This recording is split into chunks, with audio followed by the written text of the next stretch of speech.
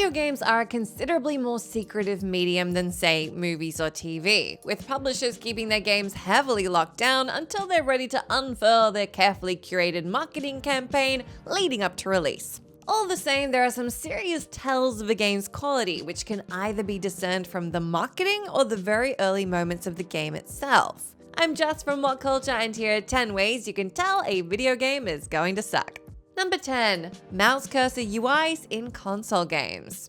One of the more groan-worthy console gaming trends over the last decade is the increasing tendency to have the game menus only be navigable with a mouse cursor, which the player moves with their controller analog sticks before holding a button to confirm their selection. Popularized by Destiny and more recently adopted by the Assassin's Creed franchise, it's typically an agonizingly slow, unintuitive way to access menus, and it rarely feels better or faster than simply cycling through menu options with the D-pad. It's not exactly slanderous to suggest that making console players treat their controller like a mouse smacks of uncreative, even downright lazy UI design, as though developers couldn't fathom an interface that caters to both those things using a mouse and controller. While it's not always the case, this stagnant design philosophy often trickles down to the actual meat of the game itself, whereby not nearly enough time has been spent polishing the finer details. Although there have been good games released in spite of their poor UI design, it's absolutely an early telltale sign that you're likely in for a rough ride.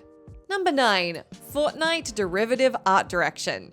Once upon a time, FORTNITE had a relatively distinctive aesthetic within the gaming space. For while it didn't invent cartoonish visuals with realistic shading, it popularized it like nobody else, regardless of whether the game appealed to you or not. But of course, it was just a matter of time before a glut of games opted to crib its hugely successful art style to their own ends, which, whether battle royale centric or not, ultimately devalued whatever the aesthetic meant in the first place. It's tough not to look at any FORTNITE adjacent multiplayer game with cartoony art direction and near immediately dismiss it as a creatively bankrupt Me Too release, gravenly attempting to cash in on FORTNITE's enormous success. Take recently announced games like Foam Stars and Fair Games, both of which appear to be aping FORTNITE's colorful, attention-grabbing style for their own gains. It immediately makes one put their back up and assume that a game's just riding FORTNITE's coattails, rather than, forging its own path and crafting its own identity. It's an easy way to instantly evaporate mass interest in a game that might otherwise actually look pretty good.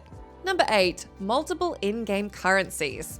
The feeling of dread when you load up a game only to be greeted with 2, 3, or even 4 separate currencies at the top of the screen is unmistakable. It instantly suggests that the game is most likely going to inundate you with a glut of over-designed systems centered around their own distinctive rewards, and that at least 1 or 2 of these systems will most likely involve microtransactions. It's exhausting having to make sense of all this. Who remembers the halcyon days of an in-game reward being governed by a single uniform currency?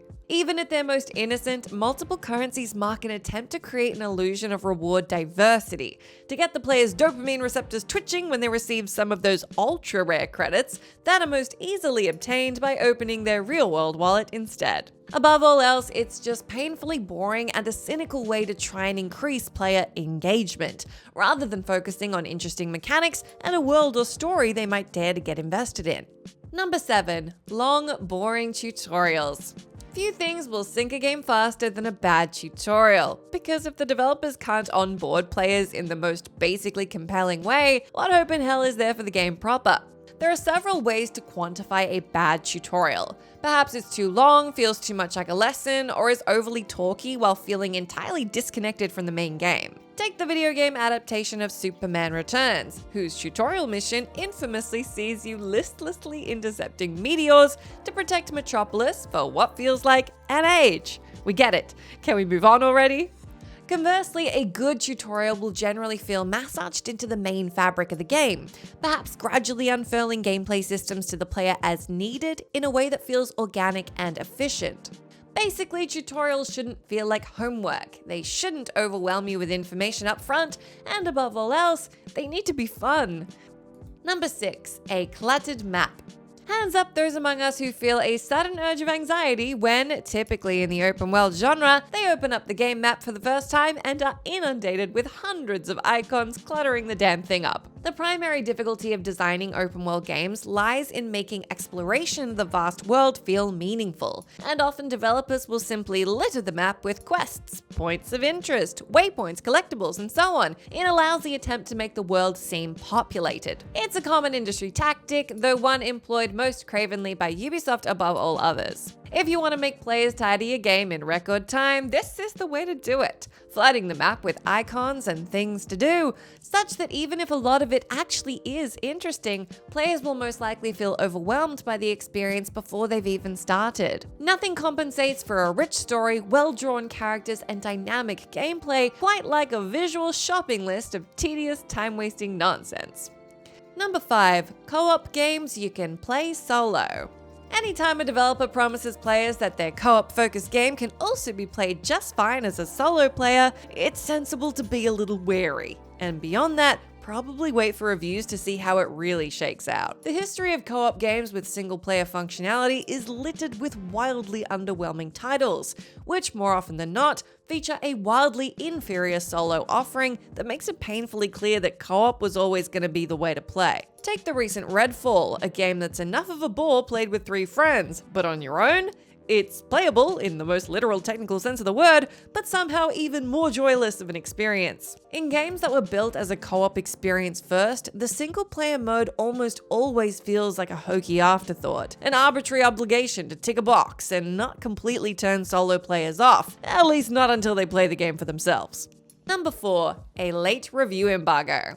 Now, there are certainly periodic exceptions to this rule, but by and large, if a game has a late embargo, that is the day before release or even day of release, it's probably gonna be the absolute pits. Yes, 2016's Doom and the recent Legend of Zelda Tears of the Kingdom are both outliers, but more often than not, a last-minute embargo suggests the publisher has little faith in the game and believes that reviews will dent its commercial prospects. Some more infamous recent examples include the Callisto Protocol, which, despite considerable hype, didn't lift the embargo until release day, where it debuted to aggressively mediocre reviews. And most recently, we have the Lord of the Rings Gollum, which held reviews until release day, as, unsurprisingly, they turned out to be almost universally negative. It's always encouraging when reviews drop a week or 2 before release. It demonstrates confidence in what's being cooked up, while the opposite, in the very least, makes potential customers suspicious about what's being held back. Number 3, poor checkpoint placement.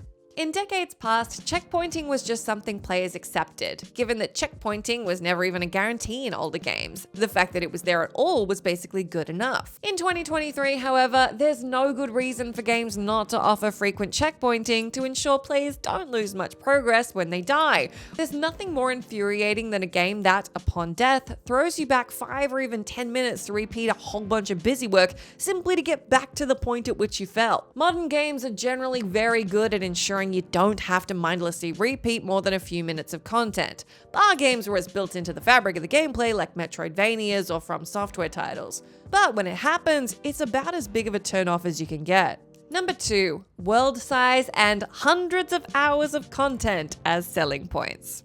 With open world games being so flabbergastingly popular, developers will often mention a game's map size as a selling point, enthusiastically claiming that the new title dwarfs the maps of the previous games in the series. In addition to that, devs will often promise that their game features dozens or even hundreds of hours of content. But what does a map size matter if most of it is just barren land populated with only some sparse generic quests? If the world doesn't feel alive, who cares? Case in point, Rage 2's map is bloody massive, but it's also painfully dull, and after breezing through the 10-hour campaign, there's not much incentive to keep playing. Similarly, what good is 150 hours of content if 100 of it is just repetitive fetch quests, soulless grinding, and tedious collectathons? Most adult gamers have limited amounts of time to play, and even the faintest hint that a game is padded out with experience elongating homework is an immediate red flag.